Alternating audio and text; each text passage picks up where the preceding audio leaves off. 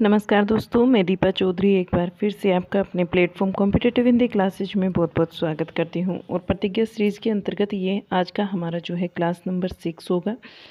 और क्लास को शुरू करने से पहले इसके अंतर्गत हम 50 क्वेश्चन करेंगे। इससे शुरू करने से पहले मैं आपको बता दूँ कि ये क्लासेज जो हैं हमारी यूपी जो टीजीटी पीजीटी है, ईएमआरएस, केवीएस, एनवीएस और DSSS टीजीटी पीजीटी के लिए क्लासेज हैं हमारी। इसके अंतर्गत आप साहित्य के क्वेश्चन देखेंगे। इसमें क्वेश्चन आपको साहित्य में पंक्तियाँ, कथन और रचनाएं सभी से संबंधित मिलेंगे। और कुछ क्वेश्चन आपको इसमें व्याकरण से, कुछ भाषा विज्ञान से और कुछ क्वेश्चन आपको काव्य शास्त्र से भी संबंधित मिलेंगे।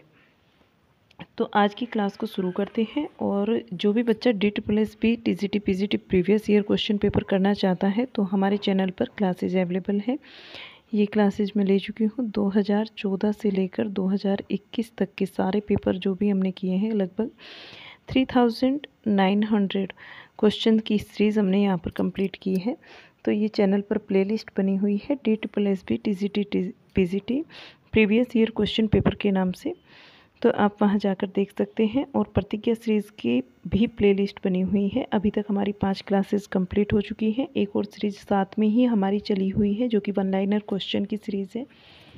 तो 2 क्लासेज उसमें भी हो चुकी हैं। जो भी बच्चा नया हो चैनल पर, वो चैनल पर जाकर प्लेलिस्ट बनी हुई है, वहाँ पर ये सारी क्लासेज ले सकता है। और जिसने चैनल को अभी तक सब्सक्राइब नहीं किया है वो सब्सक्राइब कर लीजिए ऐसी ही और अच्छी क्लासेस लेने के लिए। तो चलिए चलते हैं आज की क्लास में।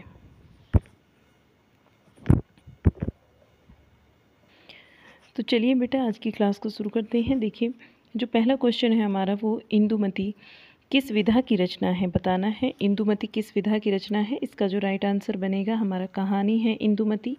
इंदुमती कहानी विधा की रचना है। और इंदुमती कहानी के लेखक किशोरीलाल गोस्वामी हैं। इंदुमती कहानी के लेखक कौन है? Kishorilal Goswami.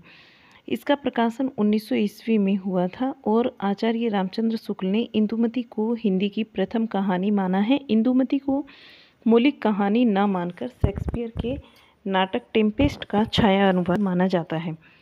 Next question, question number 2। आकाशदीप और पुरस्कार कहानीकार की रचनाएं हैं, बताना है। आकाशदीप और पुरस्कार किस कहानीकार की रचनाएं हैं।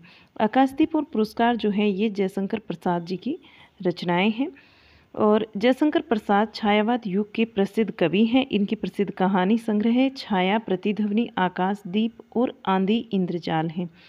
नेक्स्ट क्वेश्चन, क्वेश्चन नंबर 3 देखिएगा। इनमें से कौन प्रगतिवादी धारा का कवि नहीं है? कौन है जो प्रगतिवादी धारा का कवि नहीं है? और चारों ऑप्शन आपके सामने हैं ये। तो अयोध्या सिंह उपाध्याय हरिओद जी जो हैं ये प्रगतिवादी धारा के कवि नहीं हैं। यहाँ देख लीजिए, अयोध्या सिंह उपाध्याय हरिओद प्रगतिवादी धारा के कवि नहीं हैं। ये द्वितीय युग के कवि हैं। और इनकी प्रमुख रचनाएं हैं प्रिय प्रवास, रसकलश, वैदेही वनवास। तीनों ही बेहद ज़्यादा इंपॉर्टेंट है। बहुत बार मैंने ये आपको बताया और बहुत बार ये पूछी गई हैं जब प्रीवियस ईयर क्वेश्चन कराए थे DSSS के। जबकि केदारनाथ अग्रवाल, त्रिलोचन और नागार्जुन प्रगतिवादी धारा के कवि हैं। Next question, question number 4। किसकी कविता में छायावाद, प्रगतिवाद और प्रयोगवाद तीनों के लक्षण पाए जाते हैं? कौन सा कवि ऐसा है जिसकी कविता के अंतर्गत छायावाद के, प्रगतिवाद के और प्रयोगवाद के तीनों के लक्षण पाए जाते हैं? तो वे हैं शमशेर बहादुर सिंह। राइट आंसर जो होगा यहाँ पर शमशेर बहादुर सिंह होगा। और इसकी भी व्याख्या देख लीजिए। शमशेर बहादुर सिंह जी की कविता में छायावाद, प्रगतिवाद, प्रयोगवाद तीनों के लक्षण पाए जाते हैं। शमशेर बहादुर सिंह दूसरे तार सप्तक के कवि हैं। इनकी प्रमुख कविताएं हैं अमन का राग, एक पीली शाम, धूप कोठरी की आईने में खड़ी, घिर गया है समय का रथ तथा समय साम्यवादी आदि इनकी जो है रचनाएं हैं। जबकि मुक्तिबोध, भवानी प्रसाद मिश्र और सर्वेश्वर दयाल सक्सेना प्रगतिवादी धारा के कवि हैं। नेक्स्ट क्वेश्चन, यहाँ जो हमारा क्वेश्चन बनता है क्वेश्चन नंबर 5 है। ये देखिएगा इसको। गुलरा के बाबा, ये एक क्वेश्चन नंबर 5 में क्या पूछा आपसे कि गुलरा के बाबा कहानी के लेखक कौन है। गुलरा के बाबा कहानी किसकी है, मार्कंडे की है, और गुलरा के बाबा कहानी के लेखक मार्कंडे हैं। मार्कंडे समकालीन कहानीकार हैं। इनकी प्रमुख कहानी संग्रह हैं पानफूल, ये 1954 की रचना है। हंस जाई अकेला, ये 1957 की है। भूदा 1958 की है। माही 1962 और बीच के लोग, ये 1975 की रचना है। 6 नंबर क्वेश्चन, धातुसेन प्रसाद के किस नाटक का पात्र है।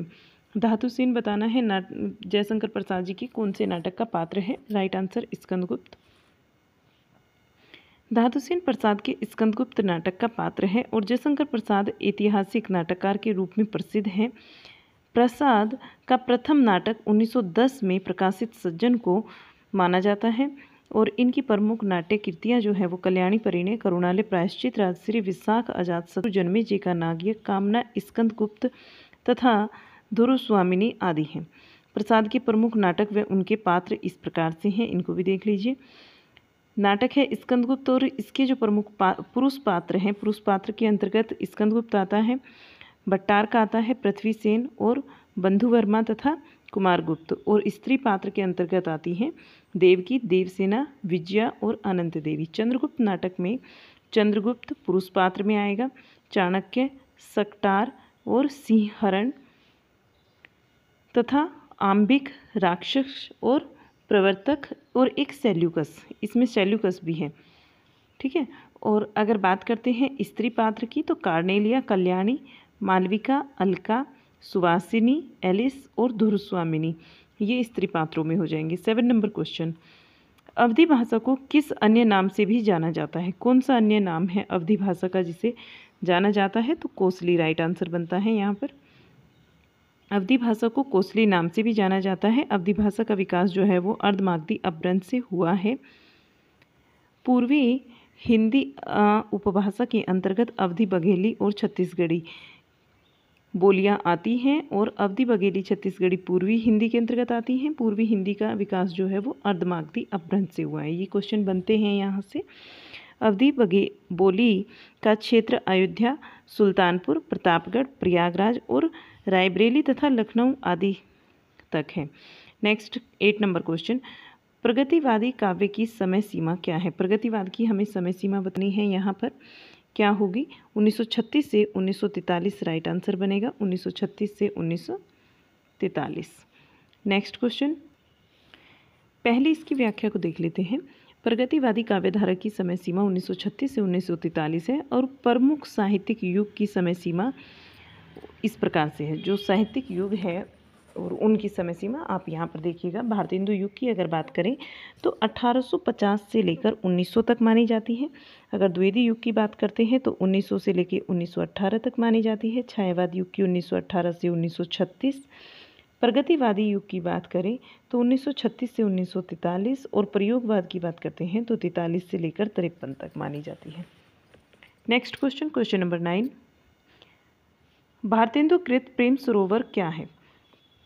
प्रेम सरोवर बताना है क्या है। प्रेम सरोवर एक कविता है भारतेंदु के द्वारा लिखित। इसकी व्याख्या देखिए। भारतेंदु कृत प्रेम सरोवर एक कविता है और भारतेंदु हरिश्चंद्र की समस्त रचनाओं की जो संख्या मानी जाती है वो 175 मानी जाती है और उनके काव्य ग्रंथों की संख्या 70 मानी जाती है। इनके द्वारा रचित काव्य संग्रह हैं भक्ति सर्वस, प्रेम मालिका, वैशाख माथम्य, प्रेम माधुरी, प्रेम तरंग, प्रेम प्रलाप आदि। क्वेश्चन नंबर 10, पद्मावत किसकी रचना है। पद्मावत बताना है किसकी रचना है और जायसी यहाँ पर राइट आंसर हो जाएगा। पद्मावत जायसी जी की रचना है और इसमें कुल 57 खंड हैं।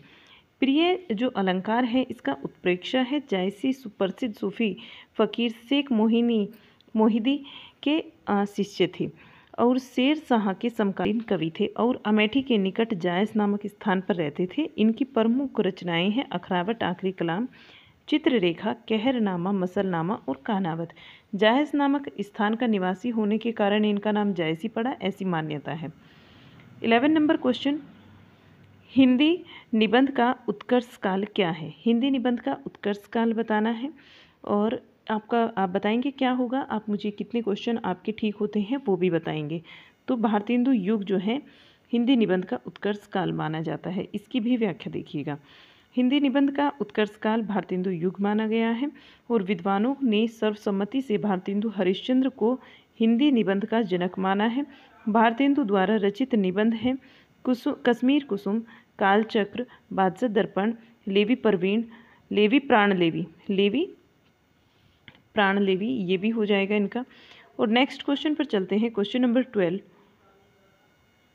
किस प्रकार के निबंधों में समास शैली प्रयुक्त होती है? कौन से निबंध है जिनमें समास शैली का प्रयोग किया जाता है? विचारात्मक निबंध है वे जिनमें समास शैली का प्रयोग किया जाता है। विचारात्मक निबंधों में समास शैली का प्रयोग होता है। इस निबंध में किसी देखी या फिर सुनी सुनाई बात नहीं होती। इस प्रकार के निबंधों में देखी या फिर सुनी सुनाई बात नहीं होती, केवल कल्पना और चिंतन शक्ति से काम लिया जाता है। किससे काम लिया जाता है? कल्पना से और चिंतन शक्ति से। विचारात्मक निबंध अधिक श्रम साध्य होता है। कैसा होता है? विचारात्मक जो निबंध होता है वो अधिक श्रम साध्य होता है। इसके लिए विशेष रूप से अभ्यास की आवश्यकता होती है। निबंध मुख्यतः 4 प्रकार के होते हैं। पहला है वर्णनात्मक निबंध, दूसरा विवरणात्मक निबंध और तीसरा देखिएगा यहाँ पर विचारात्मक निबंध, तथा चौथा जो है वो भावात्मक निबंध आपको देखने को मिलेगा। नेक्स्ट चलते हैं अपने अगले क्वेश्चन पर। क्वेश्चन नंबर हमारा 13 होगा। क्वेश्चन नंबर 13, तो इसको भी देख लीजिए। हिंदी गल्पमाला मासिक पत्रिका कहाँ से प्रकाशित हुआ था? ये जो मासिक पत्र है, एक पत्र था, ये हिंदी गल्पमाला के नाम से आता था। ये मासिक पत्र था और पूछा जाता है आपसे कि यह कहाँ से प्रकाशित होता था। तो ये जो पत्र है काशी से प्रकाशित होता था। राइट आंसर आपका काशी बनेगा। हिंदी गल्पमाला मासिक पत्र का प्रकाशन काशी से होता था और यह पत्रिका 1918 में प्रकाशित हुई। प्रसाद तथा इलाचंद्र जोशी की प्रथम कहानियाँ इसी में छपती थी। ठीक है, प्रसाद जी की और जयशंकर प्रसाद की और इलाचंद्र जोशी की जो प्रारंभ कहानियाँ हैं वो इसी में छपती थी। आगे देखिए क्वेश्चन नंबर 14, आदिकालीन कविता का प्रधान रस कौन सा है? वीर रस है। राइट आंसर क्या बनेगा आपका यहाँ पर? वीर रस। आदिकालीन कविता का प्रधान रस वीर रस है। आदिकालीन जो रचनाएं हैं वो डिंगल पिंगल भाषा में लिखी गई रचनाएं हैं। आदिकालीन प्रमुख रचनाएं हैं जैसे परमाल रासु, बीसल देव रासु, पृथ्वीराज रासु। 50 नंबर क्वेश्चन, प्रगतिवाद का दार्शनिक आधार क्या है? बताना है प्रगतिवाद का दार्शनिक आधार क्या है। ठीक है, और राइट जो आपका आंसर बनता है यहाँ पर साम्यवाद। साम्यवाद हो जाएगा आपका प्रगतिवाद का दार्शनिक आधार। यहाँ देखिएगा, प्रगतिवाद का दार्शनिक आधार साम्यवाद है और प्रगतिवाद का सैद्धांतिक आधार मार्क्सवाद का द्वंद्वात्मक भौतिकवाद है। राजनीति के क्षेत्र में जो समाजवाद या साम्यवाद है, साहित्य के क्षेत्र में वही प्रगतिवाद है। सन 1935 में हेनरी बारबूस की पहल पर पेरिस में E.M. फोस्टर ने प्रगतिशील लेखक संघ की स्थापना की। और 60 नंबर क्वेश्चन, कवि कुंवर नारायण को ज्ञानपीठ पुरस्कार कब मिला?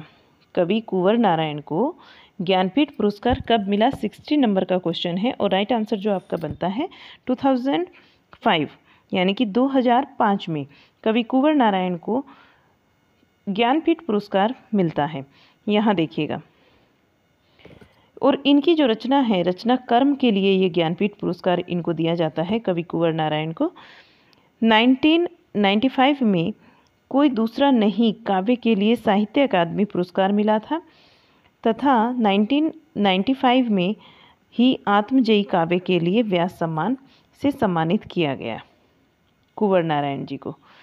क्वेश्चन नंबर 17, रामचरितमानस किस भाषा की रचना है? अवधी भाषा की रचना है। यहाँ से क्वेश्चन बनता है तुलसीदास से, जरूर आता है क्वेश्चन। रामचरितमानस से भी कई बार पूछा गया है। कभी आपसे कांड पूछ लिया जाएगा, कितने कांड है, कभी उनका कर्म, कभी इनकी भाषा, ये आ जाते हैं। रामचरितमानस अवधी भाषा की रचना है और इस ग्रंथ के लेखक तुलसीदास जी हैं। तुलसीदास के द्वारा अवधी भाषा में रचित अन्य ग्रंथ हैं बरवई रामायण, पार्वती मंगल, रामलला नच्छू राम, आज्ञा प्रश्नावली, जानकी मंगल आदि। जबकि तुलसीदास जी द्वारा रचित ब्रज भाषा की रचना है विनय पत्रिका, गीतावली, कृष्ण गीतावली और दोहावली आदि। 18 नंबर क्वेश्चन, मनोविश्लेषणवादी कवि किसे माना जाता है? मनोविश्लेषणवादी कवि बताना है, किसको माना जाता है? अज्ञे जी को माना जाता है मनोविश्लेषणवादी कवि। इसकी व्याख्या देखेंगे। मनोविश्लेषणवादी कवि अज्ञे को माना जाता है और अज्ञे ने 1943 में तारसप्तक का प्रकाशन किया है। तारसप्तक में 7 कवियों की कविताएं संग्रहित हैं और अभी तक 4 सप्तकों का प्रकाशन हो चुका है। अज्ञे ने तारसप्तक के कवियों को राहु का अन्वेषी कहा है। 19 नंबर क्वेश्चन, रीतिबद्ध काव्यधारा की प्रमुख कवि कौन है? रीतिबद्ध काव्यधारा का प्रमुख कवि बताना है कौन है। और यहाँ देखिएगा 4 ऑप्शन आपके सामने हैं, कौन है यहाँ पर आपका राइट आंसर। तो देखिएगा जो रीतिबद्ध काव्यधारा के प्रमुख कवि हैं आचार्य केशवदास जी, इनको माना जाता है प्रमुख कवि। और इसकी जो व्याख्या है इसे देख लीजिए। रीतिबद्ध काव्यधारा का प्रमुख कवि आचार्य केशवदास जी को माना जाता है। केशवदास ओरछा नरेश महाराज राम सिंह के भाई इंद्रजीत सिंह के गुरु और राज आश्रित कवि थे। केशवदास का उपनाम वेदांती मिश्र था और ये निम्बार्क संप्रदाय में दीक्षित थे। इनकी प्रमुख रचनाएं हैं रसप्रिया, कविप्रिया, रामचंद्रिका, रतन बावनी, विज्ञान गीता, वीर सिंह देवचरित, जहांगीर जसचंद्रिका आदि। जबकि बिहारी रीति काव्यधारा के प्रमुख कवि हैं तथा आलम एवं घनानंद मुक्ति काव्यधारा के प्रमुख कवि हैं। आनंद और घनानंद क्या है? ये मुक्ति काव्यधारा के प्रमुख कवि हैं। 20 नंबर क्वेश्चन, शुद्ध कविता की खोज 1956 की रचना किसकी रचना है? ये शुद्ध कविता की खोज जो रचना है इसका टाइम पीरियड है 1956 और पूछा जाता है कि ये किस कविता की रचना है। और राइट आंसर आपका यहाँ पर बनता है रामधारी सिंह दिनकर। ये रामधारी सिंह दिनकर की कविता है शुद्ध कविता की खोज। यहाँ देखिएगा शुद्ध कविता की खोज 1956 ये रामधारी सिंह दिनकर जी की कविता है। और रामधारी सिंह दिनकर के काव्य में राष्ट्रीय सांस्कृतिक चेतना तथा प्रगतिवादी चेतना दोनों ही विद्यमान है। दिनकर को समय सूर्य तथा अधैर्य का कवि कहा जाता है। इनकी प्रमुख रचनाएं रेणुका, हुंकार, रसवंती, द्वंद्व गीत, कुरुक्षेत्र, साम देनी, रश्मि रथी आदि हैं। 21 नंबर क्वेश्चन, प्रगतिशील लेखक संघ का प्रथम अधिवेशन लखनऊ में हुआ, इसके अध्यक्ष कौन हैं? इसके अध्यक्ष बताने हैं कौन है और लखनऊ में जो अधिवेशन हुआ था। ठीक है, और राइट आंसर आपका यहाँ पर प्रेमचंद जी हैं। प्रेमचंद जी इसके अध्यक्ष थे। प्रगतिशील लेखक संघ का प्रथम अधिवेशन 1936 में लखनऊ में हुआ था। इसके अध्यक्ष मुंशी प्रेमचंद थे और इस अधिवेशन के समय से ही हिंदी में प्रगतिवादी आंदोलन की शुरुआत होती है। प्रगतिवाद का सैद्धांतिक आधार मार्क्स का द्वंद्वात्मक भौतिकवाद है। प्रमुख प्रगतिवादी कवि हैं केदारनाथ अग्रवाल, नागा अर्जुन, त्रिलोचन, रांगे राघव आदि। 22 नंबर क्वेश्चन, अगर अभी तक चैनल को आपने सब्सक्राइब नहीं किया है तो सब्सक्राइब कर लीजिए। काफ़ी अच्छी क्लासेज हैं, साहित्य से रिलेटेड आपको हर जगह हेल्प करेगी। जहाँ पर भी साहित्य पूछा जाएगा आपका या फिर जहाँ पर व्याकरण पूछा जाएगा, व्याकरण के क्वेश्चन भी इसमें है। ऐसा हो सकता है आज की क्लास में आपको देखने को ना मिले, कल वाली क्लास में मिले। प्रतिज्ञा सीरीज जो है ये 6 नंबर का क्लास है इसका आपका, और इससे पहले 5 क्लासेज हो चुकी हैं। जो भी बच्चा लेना चाहता है चैनल पर अवेलेबल है, प्लेलिस्ट बनी हुई है प्रतिज्ञा सीरीज के नाम से, तो सीक्वेंस में आपको सारी क्लासेज वहाँ पर मिलेंगी। ठीक है, चैनल को सब्सक्राइब कर लीजिए। क्लास पसंद आ रही हो लाइक शेयर करना मत भूलिएगा। चलिएगा क्वेश्चन नंबर 22 को देखिए। निम्नलिखित में से कौन छायावाद के प्रमुख कवि के रूप में प्रसिद्ध नहीं है? नहीं में आंसर देना है आपको छायावाद के कवि के रूप में। तो आपने यहाँ पर देख लिया होगा निराला जी हैं, जयशंकर प्रसाद भी है और महादेवी वर्मा भी है, लेकिन सुभद्रा कुमारी चौहान जो है ये छायावाद के प्रमुख कवि के रूप में प्रसिद्ध नहीं है। ये कैसी कवित्री हैं? राष्ट्रीय सांस्कृतिक काव्यधारा की कवित्री हैं ये। यहाँ देखिएगा, यहाँ पर आप इसको देख सकते हैं।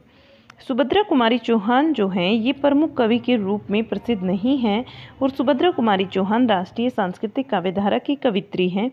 इनकी प्रमुख काव्य कृतियाँ हैं त्रिधारा, मुकुल, और जबकि जयशंकर प्रसाद, सूर्यकांत त्रिपाठी, निराला, महादेवी वर्मा की छायावाद के प्रमुख कवि माने जाते हैं। आगे चले और अगले क्वेश्चन पर, क्वेश्चन नंबर 23 आ जाएगा हमारा। यहाँ पर ये देखिएगा 23 नंबर क्वेश्चन। व्यंजन कितने प्रकार के होते हैं? देखिए आपका व्याकरण का क्वेश्चन भी आ गया और बहुत बार ये क्वेश्चंस आए हैं पेपर में, तो देख लीजिए ध्यान से। संयुक्त व्यंजन कितने प्रकार के होते हैं? आपको बताना है कितने होते हैं संयुक्त व्यंजन। ये होते हैं 4। राइट, जो आंसर बनता है यहाँ पर 4 बनता है। और कौन कौन से होते हैं वो भी आप देख लीजिए। क होता है, जो कि क जो है श से, ये आपका मूर्धा स है, मिलकर बनता है और क्या बनाता है आपका अक्षय बनाता है। त और र मिलकर त्र बनाते हैं।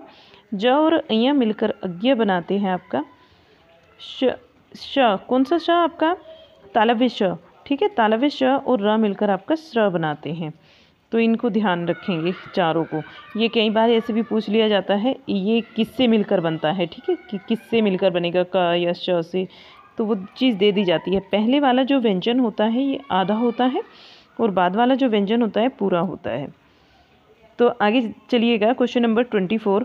कामायनी किस प्रकार की रचना है? कामायनी किस प्रकार की रचना है? 24 नंबर क्वेश्चन। और ये कामायनी क्या है आपको मालूम भी हो गया होगा, महाकाव्य है। आप भी मुझे बताना कि आपके कितने क्वेश्चन यहाँ पर सही हुए हैं और क्वेश्चन का जो मतलब एक टाइप है आपको कैसा लग रहा है। ठीक है, अब मुझे नहीं लगता ये क्वेश्चन जो है काफ़ी ईजी है, अच्छे क्वेश्चन हैं। कामायनी 1935 की रचना है और जयशंकर प्रसाद जी के द्वारा रचित महाकाव्य है। कामायनी में 15 सर्ग हैं। इसका अंगी रस शांत यानी कि निर्वेद रस है और इस महाकाव्य के प्रमुख जो पात्र हैं मनु, श्रद्धा, इड़ा तथा कुमार है। कामायनी का मुख्य छंद तांटक छंद है। कामायनी का जो मुख्य छंद है कौन सा छंद है? वो तांटक छंद है। जयशंकर प्रसाद के द्वारा रचित अन्य काव्य कृतियाँ हैं उर्वशी, वन मिलन, कानन कुसुम, चित्राधार, झरना, आंसू और लहर। और अगर आप बेटा आपको स्पीड थोड़ी कम लग रही हो तो आप स्पीड बढ़ा सकते हैं अपनी, ठीक है, क्योंकि मुझे लगता है अगर समझकर पढ़ोगे आप तो ये काफ़ी अच्छी स्पीड है। आगे देखिएगा, क्वेश्चन नंबर 25। अंतर्वेदी किस प्रकार की भाषा का नाम है? कई बार पूछा गया क्वेश्चन है। अंतर्वेदी किस प्रकार की भाषा का नाम है? ब्रज भाषा का ये नाम है अंतर्वेदी। ब्रज भाषा को इस नाम से भी जाना जाता है, अंतर्वेदी के नाम से। अंतर्वेदी ब्रज भाषा का नाम है और ब्रज भाषा एक क्षेत्रीय तथा ग्रामीण भाषा है जो कि पश्चिमी उत्तर प्रदेश में बोली जाती है। इसके अलावा यह भाषा हरियाणा, राजस्थान और मध्य प्रदेश की कुछ स्थानों में भी बोली जाती है। 26 नंबर क्वेश्चन। वे स्वर जिनके उच्चारण में मूल स्वरों की सहायता लेनी पड़ती है क्या कहलाते हैं? वे स्वर जिनके उच्चारण में मूल स्वरों की सहायता लेनी पड़ती है वे क्या कहलाते हैं? बताना है आपको। वे कहलाते हैं संधि स्वर। क्या कहलाते हैं? संधि स्वर कहलाते हैं। और ये कौन कौन से होते हैं? ए, ऐ, ओ, औ, ये चारों होते हैं संधि स्वर। Question number 27। Fort William college की स्थापना कब हुई थी? बताना है फोर्ट विलियम कॉलेज की स्थापना कब हुई थी? सन 1800 में हुई थी फोर्ट विलियम कॉलेज की स्थापना। फोर्ट विलियम कॉलेज की स्थापना सन 1800 में हुई और मार्केव्स जो वेलेस्ली हैं इन्होंने कोलकाता में की थी इसकी स्थापना। यह कॉलेज प्राच्य विधाओं तथा भाषाओं के अध्ययन का केंद्र था। इस संस्था द्वारा संस्कृत, अरबी और फारसी, बांग्ला, हिंदी, उर्दू आदि हजारों पुस्तकों का अनुवाद हुआ है। Question number 28। देवनागरी कितने अंक होते हैं? देवनागरी कितने अंक होते हैं ये बताना है आपको। कितने अंक होते हैं? तो 9 अंक होते हैं। ठीक है, यहाँ देखिएगा देवनागरी कितने अंक होते हैं, इसमें 9 अंक होते हैं अगर अंकों की बात करते हैं। और ये अंक कौन कौन से होते हैं? अब आप कन्फ्यूज हो गए होंगे ना, देवनागरी अंक की बात हो रही है बेटा। तो देखिए पहले ऐसे लिखा करते थे, एक सेकेंड, यहाँ देखिएगा पहले ऐसे लिखते थे ना, हिंदी जो होती थी ऐसी होती थी, ये 1 होता था और ये आपका 2 होता था, इस तरीके से 3 और आपका इस तरीके से अगर आप लिखते 4 और ऐसे अगर आप बनाते 5 होता था, फिर ऐसे 6 बनाते थे, ये 7 होता था आपका, ऐसे 8 बनाते थे और ऐसे आपका 9 बनता था। तो ये 9 अंक होते हैं, यही वे अंक हैं जो 9 जिनकी यहाँ पर बात हो रही है। देवनागरी अंक बोलते हैं इनको, यहाँ पर भी यही चीज़ दी गई है। आगे चलते हैं, क्वेश्चन नंबर 29। हिंदी वर्णमाला में स्वर कितने प्रकार के होते हैं? स्वर के प्रकार बताने हैं। स्वर कितने प्रकार के होते हैं? तो हिंदी वर्णमाला में स्वर जो हैं वो 11 प्रकार के होते हैं। ये हम ध्यान रखेंगे, कितने प्रकार के स्वर होते हैं? 11 प्रकार के होते हैं। कौन कौन से होते हैं? ए, आ, ई, उ, री, ए, ऐ, ओ, औ, ये होते हैं। कुछ विद्वान स्वरों की संख्या 13 मानते हैं, जिसमें अंग और आह को भी स्वर की गणना में गिन लेते हैं वे, जबकि अंग अह क्या है? आयोगवाह है। आयोगवाह व्यंजन कहलाते हैं अंगवाह। तो इस चीज़ को ध्यान रखेंगे, ये कई बार आ जाते हैं पेपर में, अंग अह क्या है या फिर आयोगवाह कौन सा वर्ण है, इस तरीके से पूछ लिया जाता है। तो ये दोनों ही वर्ण हम ध्यान रखेंगे, अंग और आह क्या होते हैं? ये आयोगवाह होते हैं। क्वेश्चन नंबर 50 क्वेश्चन हम यहाँ पर कंप्लीट करेंगे। तो देख लीजिए 30 नंबर क्वेश्चन को। विद्यापति मूलतः किस भाषा के कवि थे? विद्यापति जी बताना है किस भाषा के कवि थे। तो मैथिली भाषा के कवि थे विद्यापति, और विद्यापति मूलतः मैथिली भाषा के कवि हैं। यह संस्कृत कवि और संगीतकार, लेखक, दरबारी तथा राजपुरोहित थे और ये शिव भक्त थे। इन्हें मैथिल कोकिल भी कहा जाता है। Question number 31। प्राचीन देवनागरी वर्तमान नागरिक कब बनी? प्राचीन देवनागरी वर्तमान नागरिक कब बनी? क्वेश्चन 31 है। और 12वीं शताब्दी में प्राचीन देवनागरी जो है ये वर्तमान नागरी बनी थी। यहाँ देखिएगा इसकी व्याख्या को। प्राचीन देवनागरी वर्तमान नागरी 12वीं शताब्दी में बनी और ब्राह्मी के उत्तरी शैली से लेकर चौथी 5वीं सदी में गुप्त लिपि तथा गुप्त लिपि से 6ठी सदी में कुटिल लिपि विकसित हुई और इसी कुटिल लिपि से 9वीं सदी के लगभग नागरी के प्राचीन रूप का विकास हुआ, जिसे कि प्राचीन नागरी कहते हैं। जिसे क्या बोलते हैं? प्राचीन नागरी कहते हैं। और क्वेश्चन नंबर 32। अ स्वर का उच्चारण स्थान क्या है? अ का उच्चारण स्थान बताना है। कंठ होता है, राइट आंसर कंठ होगा। अ स्वर का उच्चारण स्थान कंठ होता है। कंठ ध्वनि के अंतर्गत क वर्ग आता है, पूरा क वर्ग आएगा, अ आता है और अह आता है, अंग अह आएगा और ह ये आते हैं। Question number 33। हिंदी की कितनी उपभाषाएं हैं? हिंदी की उपभाषाएं बतानी है। कितनी उपभाषाएं होती हैं हिंदी की? तो 5 होती हैं। इसकी देख लीजिए, इसकी व्याख्या को देखिएगा, जब आपको समझ आ जाएगा कौन कौन सी उपभाषाएं होती हैं। हिंदी की 5 उपभाषाएं होती हैं जो कि निम्न प्रकार से हैं। पश्चिमी हिंदी उपभाषा, पूर्वी हिंदी उपभाषा। पश्चिमी हिंदी के अंतर्गत 5 बोलियां आती हैं आपकी। पूर्वी हिंदी के अंतर्गत 3 बोलियां आती हैं।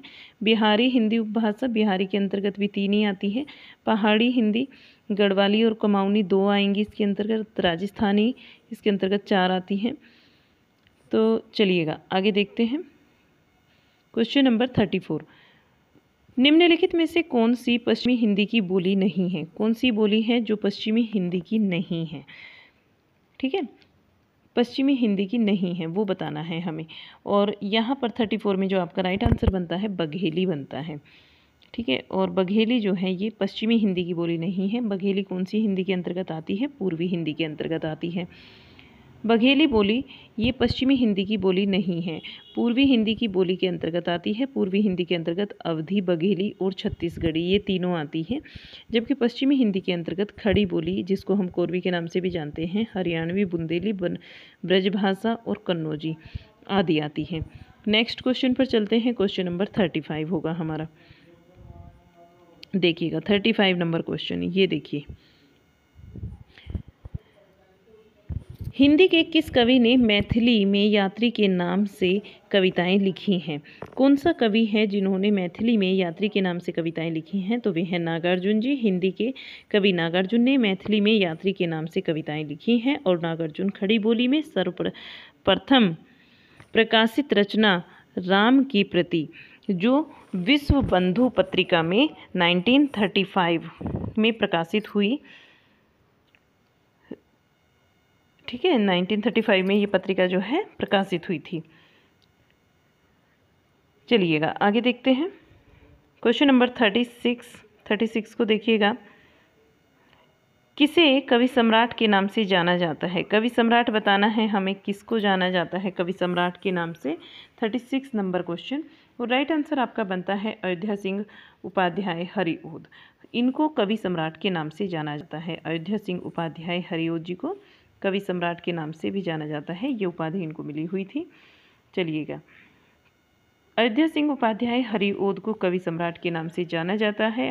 हरिऔध जी ने 3 प्रबंध काव्य लिखे हैं। प्रिय प्रवास 1914, पारिजात 1937 और वैदेही वनवास 1940 की रचना है। प्रिय प्रवास को हिंदी खड़ी बोली का प्रथम महाकाव्य कहा जाता है। गणपति चंद्रगुप्त ने हरिऔध को आधुनिक काल का सूरदास कहा है। 37 नंबर क्वेश्चन, अर्धनागरी किस लिपि से विकसित हुई है? अर्धनागरी की बात हो रही है और बताना है कि ये किस लिपि से विकसित हुई है, अर्धनागरी। ठीक है, और राइट आंसर जो आपका बनता है कुटिल लिपि होगा कि अर्धनागरी कुटिल लिपि से विकसित हुई है। तो यहाँ देखिएगा आप, ये चार्ट है, ये तो मैंने आपको कई बार समझाया चार्ट, फिर से देख लीजिए। जो अर्धनागरी है ये कुटिल लिपि से विकसित हुई है और इसका विकास माना जाता है कुटिल लिपि से। इसमें सबसे पहले क्या आता है? ब्राह्मी लिपि आती है। ब्राह्मी लिपि के बाद में जो आती है वो गुप्त लिपि आती है। इसका परिवर्तित रूप गुप्त लिपि में आता है। गुप्त लिपि फिर परिवर्तन होता है तो ये बन जाती है कुटिल लिपि। ये क्या बनती है? कुटिल लिपि बनती है। कुटिल लिपि को हम सिद्ध मातृका लिपि के नाम से भी जानते हैं और इसे 2 भागों में बांट दिया जाता है, नागरी लिपि और शारदा लिपि। नेक्स्ट क्वेश्चन, क्वेश्चन नंबर 38, कुटिल लिपि का विकास किस लिपि से हुआ है? तो अभी देखा ना हमने ऊपर, कौन सी लिपि से हुआ है? गुप्त लिपि से हुआ है। राइट आंसर बनेगा गुप्त लिपि। कुटिल लिपि का विकास गुप्त लिपि से हुआ है। चलिएगा, आयोग ने इसका जो आंसर माना था ना, ब्राह्मी लिपि माना था, लेकिन अभी मैंने आपको जो चार्ट समझाया वो इसका यही था कि इसका विकास गुप्त लिपि से होता है और गुप्त लिपि के अगर विकास की बात करें तो वो ब्राह्मी लिपि से होता है। 39 नंबर क्वेश्चन, कबीरदास की रचनाओं का संग्रह किस नाम से प्रसिद्ध है? कबीरदास जी की रचनाओं का संग्रह बताना है किस नाम से प्रसिद्ध है। तो वो ये बीजक के नाम से प्रसिद्ध है। कबीरदास जी की रचनाएं सभी जानते हैं, इस क्वेश्चन का आंसर बीजक के नाम से है। यहाँ देखिएगा, कबीरदास जी की रचनाओं का संग्रह बीजक के नाम से प्रसिद्ध है और बीजक को कबीर के शिष्य धर्मदास ने 1464 में संग्रहित किया था। बीजक में कबीरदास के द्वारा रचित साखी, सबद और रमैनी संग्रहित हैं। यहाँ देखिए 40 नंबर क्वेश्चन को देखिए, निम्नलिखित में से किस वर्ण के उच्चारण में जीवा दांतों का स्पर्श करती है? कौन सा वर्ण है जिसके उच्चारण में जीवा जो है, हमारी जीभ जो है वो दांतों से टच होती है? तो आप बोलकर देख सकते हैं इसको, तो आपको आंसर मिल भी जाएगा। त वर्ण है। त वर्ग के जितने भी व्यंजन होते हैं इन सब का ही उच्चारण हम जीवा जब दांतों से टच होती है तब इनका उच्चारण होता है। तो चलिए आगे देखते हैं इसकी व्याख्या को। यहाँ देखिएगा, जिसे हम दंत वर्ण बोलते हैं, दंत वर्ण के नाम से भी इनको बोला जाता है कि जहाँ जिसमें जीभ जो है आपके दांतों का स्पर्श करती है, दंत वर्ण भी उनको बोलते हैं। दंत वर्ण के अंतर्गत त, थ, द, ध, न, ल और मूर्ध स ये आते हैं। क्वेश्चन नंबर 41, निराकरण शब्द में किस उपसर्ग का प्रयोग हुआ है? निराकरण में उपसर्ग बताना है। निर उपसर्ग का यहाँ पर प्रयोग हुआ है निराकरण के अंतर्गत। राइट आंसर आपका निर उपसर्ग बन जाता है। निराकरण शब्द में निर उपसर्ग का प्रयोग हुआ है और शब्द में जो है 2 उपसर्ग जुड़े हुए हैं, निर, धन, आ, धन, करण। इस तरीके से आपका बनेगा निराकरण। क्वेश्चन नंबर 42, शब्द के सामान्य अर्थ का बोध कराने वाली शक्ति को क्या कहते हैं? जिस शक्ति से शब्द का सामान्य अर्थ का बोध हो उसको हम अभिधा शब्द शक्ति के नाम से जानते हैं। ये मैंने बहुत बार आपको बताया कि अभिधा क्या होती है, लक्षणा क्या होती है और व्यंजना क्या होती है। शब्द शक्ति जो है वो 3 प्रकार की होती है, अभिधा, व्यंजना और लक्षणा। यहाँ देखिएगा इसकी व्याख्या को, शब्द के सामान्य अर्थ का बोध कराने वाली शब्द शक्ति को अभिधा शब्द शक्ति कहते हैं और शब्द की जो शब्द शक्ति जो है वो 3 प्रकार की होती है, अभिधा, व्यंजना और लक्षणा। क्वेश्चन नंबर 43, संज्ञा के कितने भेद होते हैं? संज्ञा के भेद बताना है और क्लास 3 का ये क्वेश्चन है कि संज्ञा के कितने भेद होते हैं। ठीक है, संज्ञा के 5 भेद होते हैं। राइट जो आंसर होगा आपका यहाँ पर 5 हो जाएगा। संज्ञा के 5 भेद होते हैं। व्यक्तिवाचक संज्ञा, जातिवाचक संज्ञा, भाववाचक संज्ञा, समूहवाचक संज्ञा और द्रव्यवाचक संज्ञा। Next question 44 number. आप शब्द किस स्वरनाम का बोध होता है, बोध कराता है? आप शब्द कौन से स्वरनाम का बोध कराता है? तो आप में आप ये भी मैं बहुत बार आपको पढ़ा चुकी हूँ। क्लास 5 तक के लेवल के ही क्वेश्चन है। 5 तक ये सारी चीज़ें आ जाती हैं। जो ग्रामर में आपसे ये पूछी जा रही है ना, संज्ञा स्वरनाम, ये सब चीज़ें तो हो जाती हैं स्टार्ट। तो आप जो स्वरनाम है ये निजवाचक स्वरनाम का उदाहरण है। ठीक है, यहाँ देखिएगा, आप शब्द निजवाचक स्वरनाम का बोध कराता है। मैं अपना काम आप कर लूँगा। आप शब्द जो है वो माध्यम पुरुषवाचक स्वरनाम में भी प्रयोग किया जाता है। और आप मुझे अच्छे, आप बहुत अच्छे हैं, आप मुझसे अच्छे हैं। तो इस तरीके से जो है यहाँ निजवाचक के लिए यहाँ प्रयोग किया गया है कि आप बहुत अच्छे हैं, निजवाचक स्वरनाम के लिए प्रयोग हुआ है। क्वेश्चन नंबर 45 को देखिए। हरी घर में है, हरी घर में है, वाक्य में किस कारक का प्रयोग हुआ है? वाक्य में यहाँ पर अधिकरण कारक का प्रयोग हुआ है, क्योंकि हरी जो है वो घर के अंदर है, घर में है, और में पे पर ये अधिकरण कारक के कारक चिन्ह होते हैं। यहाँ देखिएगा, हरी घर में है वाक्य में अधिकरण कारक है। संज्ञा का वह रूप जिसमें क्रिया के आधार का बोध होता है उसे अधिकरण कारक कहते हैं। क्रिया के आधार का बोध हो रहा है तो यहाँ इसे क्या बोलते हैं? अधिकरण कारक बोलते हैं। अधिकरण कारक में विभक्ति चिन्ह जो होता है, में होता है, पर होता है, अंदर, भीतर और ऊपर, ये चीज़ को दर्शाते हैं। ठीक है, चलिए आगे चलते हैं और नेक्स्ट जो क्वेश्चन होगा हमारा इसको देख लेते हैं। Next question 46। और आज हम कितने क्वेश्चन करने वाले हैं? यहाँ पर 50 नंबर क्वेश्चन तक करेंगे कंप्लीट। 50 पूरे 50 क्वेश्चन करेंगे, क्योंकि व्याख्या सहित है और फिर आपकी क्लास भी ज़्यादा लेंथी हो जाएगी तो आपको अच्छा भी नहीं लगेगा करते हुए। चलिएगा देख लेते हैं, 5 क्वेश्चन बचे हुए हैं हमारे। अभिधा और लक्षणा के असमर्थ हो जाने पर जिस शब्द शक्ति से शब्द का अर्थ लिया जाता है वह कौन सी शब्द शक्ति है? वह शब्द शक्ति है व्यंजना। अभिधा और लक्षणा के असमर्थ हो जाने पर जिस शब्द शक्ति से शब्द का अर्थ लिया जाता है वह व्यंजना शब्द शक्ति कहलाती है। इसके 2 भेद होते हैं, शाब्दी व्यंजना और आर्थी व्यंजना। ये 2 भेद होते हैं व्यंजना शब्द शक्ति के।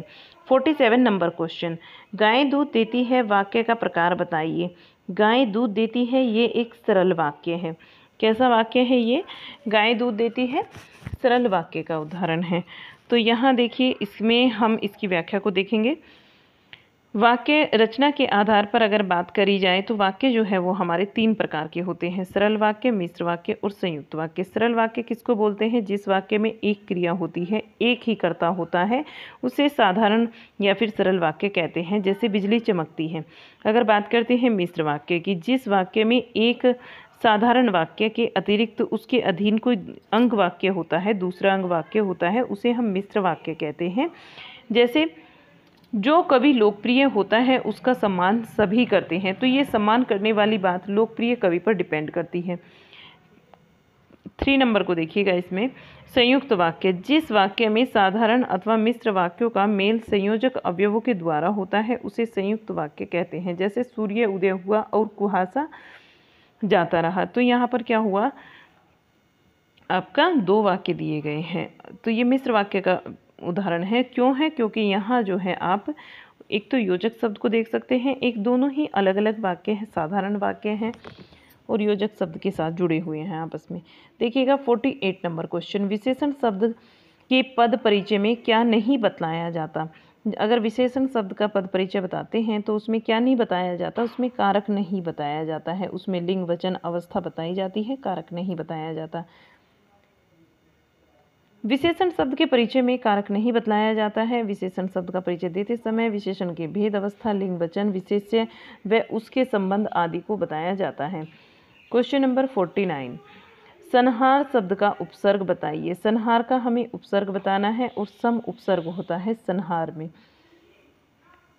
संहार शब्द में सम उपसर्ग होता है। उपसर्ग वे शब्दांश होते हैं जो किसी शब्द के पहले या फिर पूर्व में लगकर एक नए शब्द का निर्माण करते हैं। जैसे सह धन योग सहयोग होता है, विधन राम विराम होता है, अधिधन कार अधिकार होता है। क्वेश्चन नंबर 50 और आज का लास्ट क्वेश्चन, धातु संज्ञा या विशेषण से बनती है वह क्या कहलाती है? जो धातु संज्ञा या विशेषण से बनती है वह क्या कहलाती है?